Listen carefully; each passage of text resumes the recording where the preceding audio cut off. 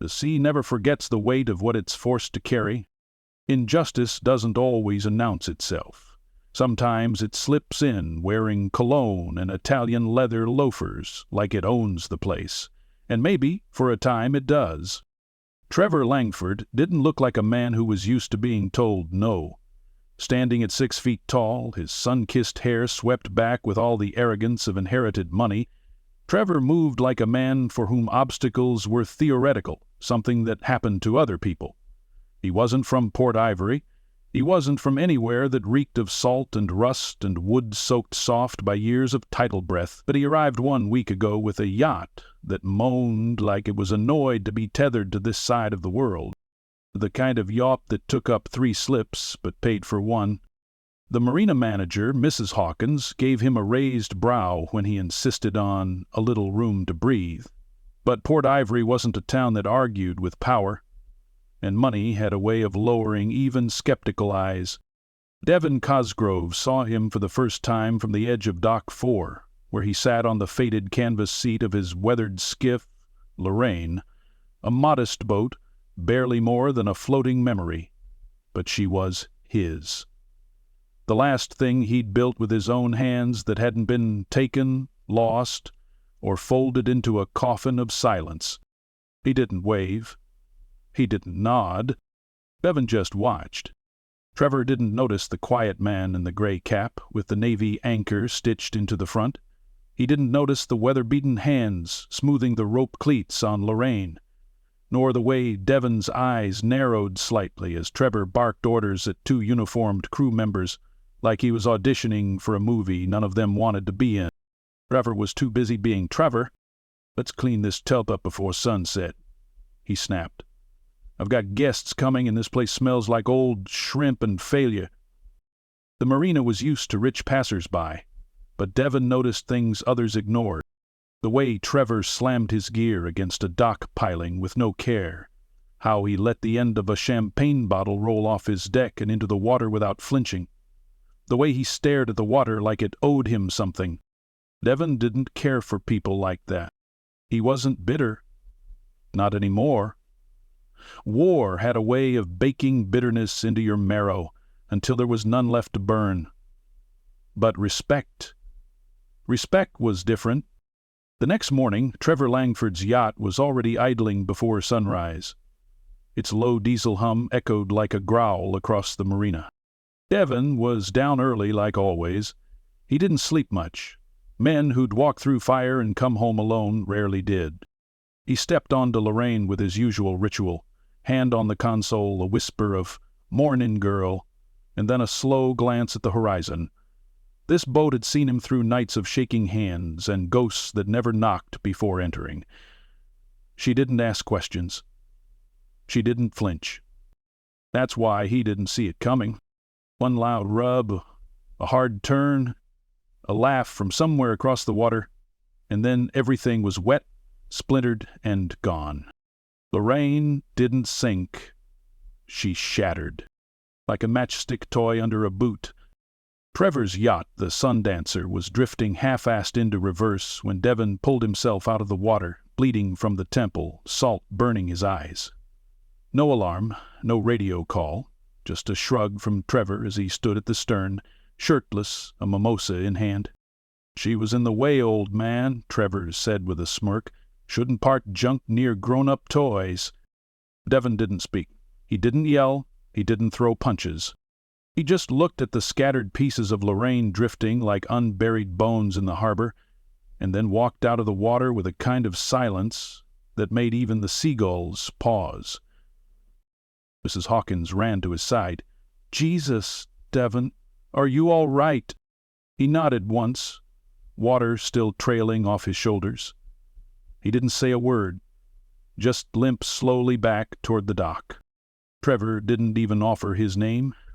By nightfall, the Sundancer was tied up again, a fresh meal catered on board. Laughter rose from the deck as if nothing had happened. The wreckage of Lorraine had been pulled out with a hook and a winch. Some of it was unrecognizable, just warped metal, cracked fiberglass, pieces of a life that didn't come with a price tag but cost everything. That night, Devon didn't return to his apartment above the tackle shop. He sat on the end of dock 4, legs dangling over the side, cap pulled low. In his lap was a single photograph, faded, edges curled with time.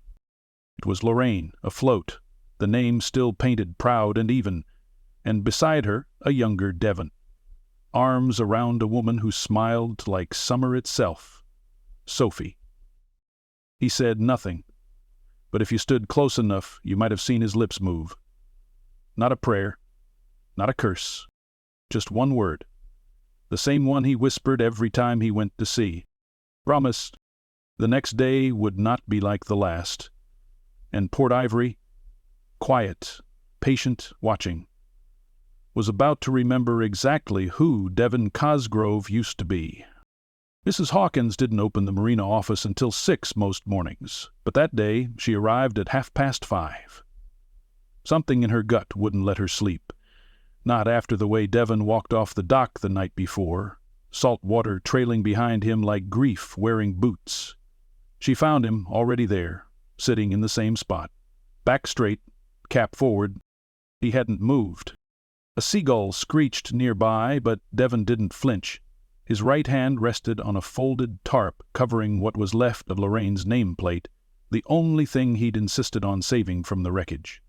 Mrs. Hawkins stood back a moment, hands on her hips, watching him like she used to watch her late husband in those years after he came back from Vietnam, back when he'd speak less and drink more and fix things that weren't broken just to feel useful. She cleared her throat softly. "I made coffee. It's terrible, but it's hot." Devon nodded once, then stood with that slow, deliberate stiffness that told you he still felt the weight of every mile his boots had walked. He followed her inside without a word. The marina office smelled like brine and black licorice. Someone had left a bag open weeks ago, and the scent never fully left. He took the coffee, sat at the little round table in the corner. She watched him a minute. "Coast Guard called," she said, pouring a cup for herself. "I filed a formal report on the incident. No witnesses willing to go on record yet, but I got the security footage." Devon's eyes flicked up, just once. "Show me." Mrs. Hawkins walked over to the desktop monitor, clicked a few times, and turned the screen so he could see. The grainy footage showed Lorraine rocking gently in her slip. Then the Sundancer powering in. Too fast, too close. The crash was almost surgical, like Trevor knew what he was doing. The wake engulfed the skiff, and in seconds she folded like paper.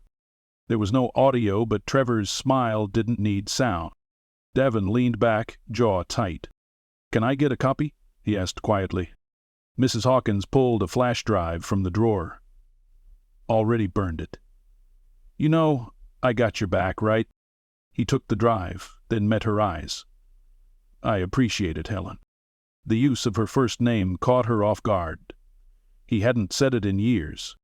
"Port Authority says it's a civil matter," she added bitterly. "Told me that unless there's criminal negligence, it's between your insurance and his. But you and I both know you never kept a policy on Lorraine, not in years." Devon stared into his cup. "Didn't need one. She was home." Helen sighed and leaned against the counter. "You want to tell me what you're thinking?" "No." "You want to tell me what you're not thinking, then?" He almost smiled. "Almost. I want to talk to someone who remembers." Helen blinked. "From the Navy?" He didn't answer. Just sipped the bitter coffee, like it was all he had. By noon the buzz had made its way around town. Port Ivory was small, and the marina even smaller. Folks who ignored Devon for years were suddenly curious. 2 old men at Doyle's Bait and Tackle argued about whether or not he was a SEAL. And one teenage dockhand insisted his dad once saw Devon break up a bar fight with nothing but a rolled-up chart map. Nobody knew for sure. That's how Devon liked it. What they did know was that the Sundancer remained tied up like royalty, and Trevor Langford was now lounging on its deck like he owned the bay. Devon didn't confront him. Not yet. He went to the old American Legion Hall on Broad Street instead. It was dusty and forgotten. just like the men who still gathered there every other Thursday. Devon hadn't stepped inside in years. The place smelled like stale beer and old cigars, with flags on the walls that had faded more from sorrow than sunlight. At a table near the back, 3 veterans sat playing dominoes. One of them looked up and froze mid-spread. "Cosgrove?" Devon nodded. "Well, I'll be damned," the man said, standing slowly. He was tall, with a white beard that looked like it belonged on a Civil War general, and eyes sharp as razors. "Still breathing, Tuck?" Devon asked. "Breathing, limping, and waiting for the Lord to get tired of my stories," Tuck replied. They clasped hands. Rough, tight, knowing. "What brings you here, brother?" "I got hit," Devon said simply. Tuck tilted his head. "Vehicle?" "Boat." The 2 other vets perked up. One of them, a Marine named Jules, whistled. "Ain't heard of no ship collision since that idiot from Key Largo tried to outrun the sheriff in a houseboat." Devon dropped the flash drive on the table. "Yacht, rich kid, smashed my skiff, walked off like it was nothing."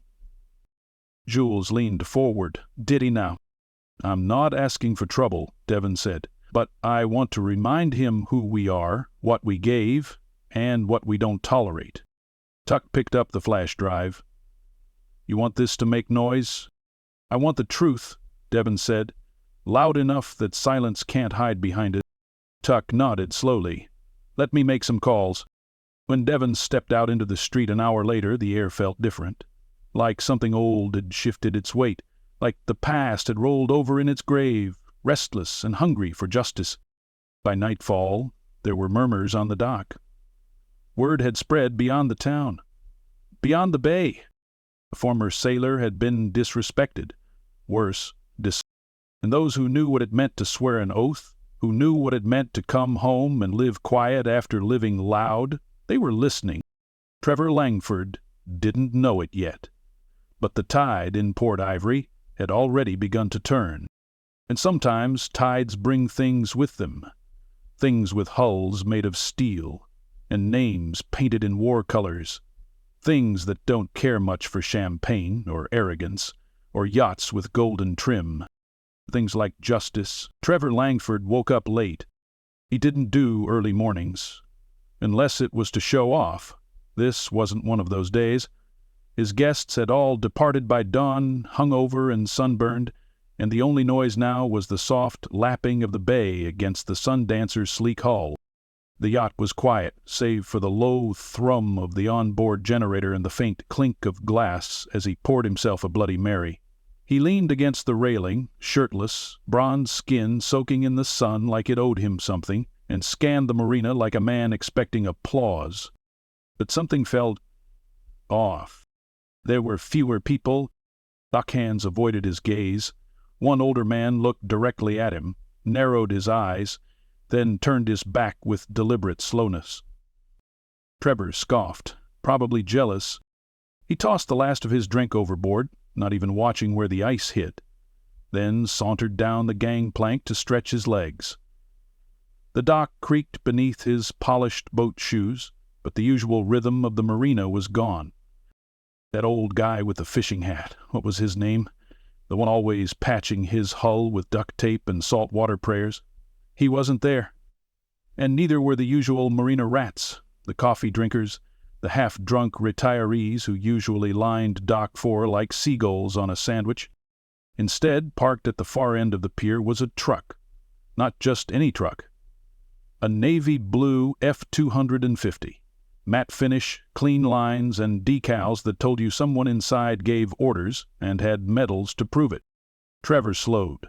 The logo on the door read U.S. Navy Public Affairs Mobile Unit 8. "Hey, what the hell?" He turned to see Mrs. Hawkins standing outside the marina office, arms folded, eyes narrowed like a mother who'd already counted to 3. "Morning, Mr. Langford." Trevor's mouth twitched. "Did I miss a holiday or something?" "Nope," she said. "But you sure missed the storm you brought in." Behind her, 3 men in service dress whites stepped out of the truck. One woman followed, clipboard in hand. They weren't local, Their uniforms were too crisp. Their eyes scanned like radars. The man in front, a lean officer with silver streaks at his temples, walked up to Trevor without flinching. "Trevor Langford?" he asked flatly. Trevor raised a brow. "Depends who's asking." "Commander Dana Willis, Public Affairs. We're here following an incident involving a Navy veteran and your vessel." Trevor's confidence flickered for just a second. "Ha ha ha! This some kind of joke?" he said, trying to laugh. "Are you actually military or just wearing the suit for TikTok?" Commander Willis didn't smile. "You destroyed the property of a boatswain's mate, first class, honorably discharged, decorated twice for maritime rescue during combat operations." Trevor rolled his eyes.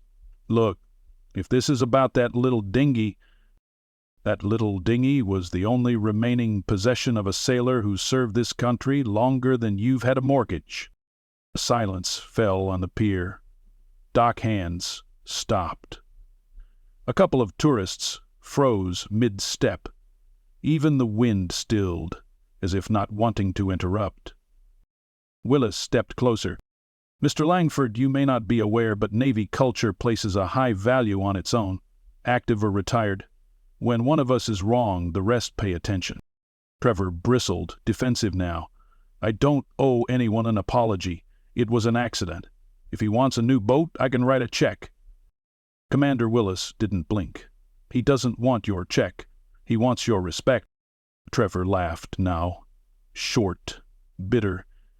"That old man should have gotten out of the way." Commander Willis's hand shot out, not in aggression, but with a small printed photo. It was a shot from the security footage. A still frame of Lorraine moments before impact, Devon at the helm, face calm. Behind him, the Sundancer, closing in like a leviathan. Trevor stared at it. "So what, now he's a hero?" Willis spoke with the calm of someone used to commanding stormy seas. "Who's already won.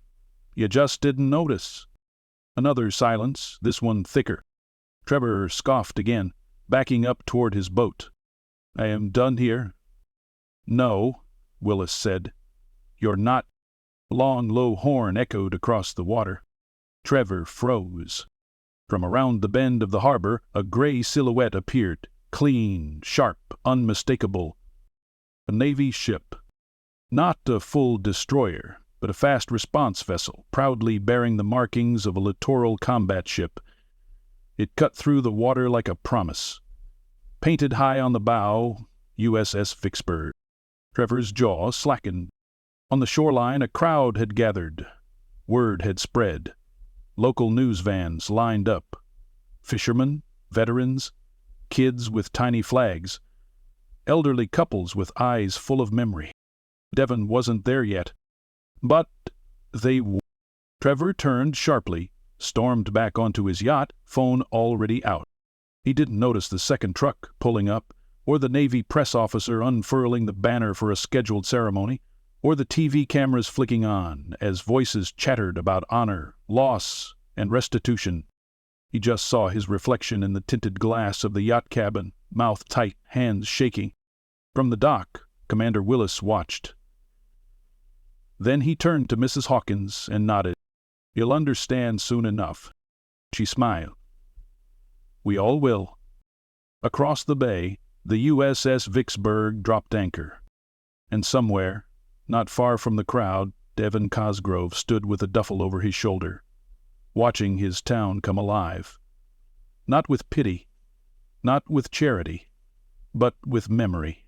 And this time it remembered, right. Devon looked once in Trevor's direction. The younger man had barely moved in the last 10 minutes. His expensive sunglasses hid his eyes, but his jaw was clenched and the fingers gripping his phone were white-knuckled. There was no arrogance in his posture anymore, only silence. Then the announcer's voice crackled through a small PA speaker near the marina office. "Ladies and gentlemen, we ask for your attention. Today we honor a man who served our nation not just in war, but in peace, and whose quiet courage reminds us that the measure of a hero is not in medals, but in moments. Devon didn't shift. His hands were still at his sides, his expression unreadable. Boatswain's mate, first class, Devin Cosgrove, United States Navy, served this country for 20 years. He completed 5 deployments, participated in maritime rescue operations, and trained generations of sailors in seamanship, discipline, and honor. Yesterday he lost the vessel he built with his own hands, a vessel named for his late wife. A vessel he never thought he'd outlive. Gasps and murmurs rippled through the crowd. Even those who didn't know him now understood what had been taken. Commander Dana Willis stepped forward from the gathering of naval officers and saluted. It wasn't a showy gesture. It was tight, controlled, respectful. A sailor's salute to a sailor. "Mr. Cosgrove," Willis said, voice firm but warm, "today we remember Lorraine. And we remember you. Your service didn't end when you hung up your uniform. You carried the burden of memory, of sacrifice, of quiet strength, without asking for recognition. Well, today we give it." Devon stepped forward slightly, just enough for his boots to reach the painted white edge of the dock. Behind him, a group of younger sailors in their whites turned in unison, facing the crowd.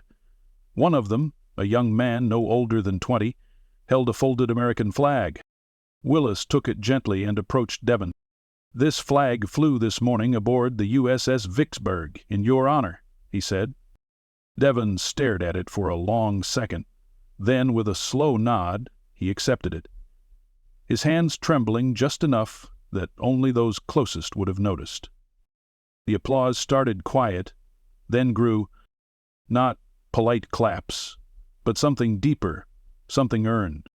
Veterans stood. Kids waved flags. Even some of the marina workers wiped their eyes and clapped. With calloused, fish-gutted hands, Trevor didn't move.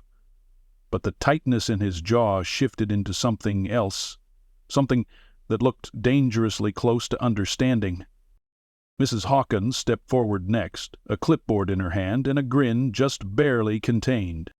"We've got one more piece of business," she said, lifting her voice. "Thanks to generous donations from the Navy community, local businesses, and folks from Port Ivory and beyond, we're proud to present Devin Cosgrove with this." He turned and gestured toward the edge of the next dock. There, resting in the water like it had always belonged, was a new skiff. It was modest. It didn't gleam or glimmer like a trophy. It wasn't expensive, but it was strong.